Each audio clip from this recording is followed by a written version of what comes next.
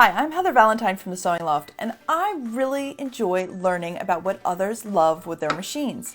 So since I just added the Baby Lock Jazz 2 to my collection, I thought it would be fun to share something that I'm really enjoying. The needle position button located on the front of your machine has become incredibly handy. I'm using it all the time for quilting and tying off my knots. Let me show you what I mean. By simply putting the needle in the down position and bringing it up again, you can pull your bobbin thread out from around and underneath. Just grab the strands and pull them through. Then tuck them under and you are ready to sew.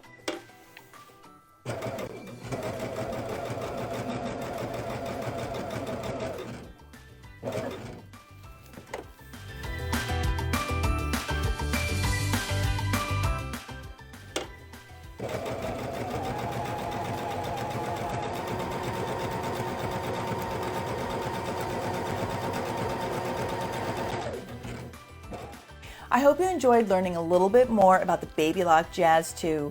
Be sure to visit me at thesewingloft.com for more quick tips and easy tricks to improve your everyday stitching.